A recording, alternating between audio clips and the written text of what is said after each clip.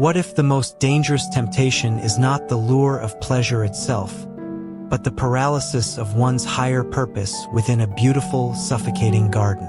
Georges Rochegrosse' 1894 masterpiece, Le Chevalier aux Fleurs, The Night of the Flowers, vividly depicts a scene from Richard Wagner's opera, Parsifal. We witness the pure-hearted knight, Parsifal, as he wanders into the enchanted garden of the sorcerer Klingsor. He is immediately besieged by the flower maidens, ethereal, seductive creatures who are half flower and half woman, designed to lead knights astray and make them forget their sacred quest for the Holy Grail.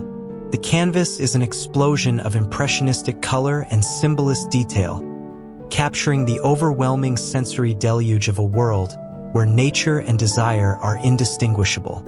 The artist's execution utilizes a sprawling, cinematic composition to immerse the viewer in a dreamlike state, where the boundary between the flesh of the maidens and the petals of the flora is intentionally blurred. The subject's internal state is reflected in Parsifal's upward gaze and stiff posture. He is physically present in the center of the erotic whirlwind, yet his spirit is tensing against the intoxicating fragrance of oblivion. This creates a fascinating tension for the viewer's awareness, as we find ourselves caught between admiring the radiant beauty of the garden and recognizing the spiritual death it represents.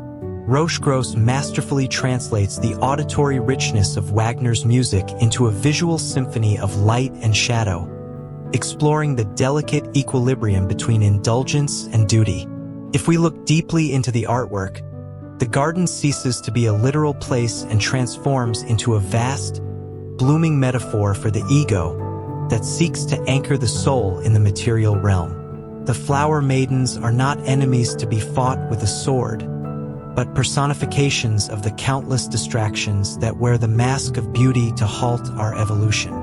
Parsifal is the archetype of the awakening individual who realizes that true strength is found not in the rejection of beauty, but in the refusal to be consumed by it. The painting suggests that our greatest trial is the ability to walk through the most vibrant meadows of life without losing sight of the distant, invisible peaks we were born to climb. Thank you for watching. Please don't forget to subscribe and like.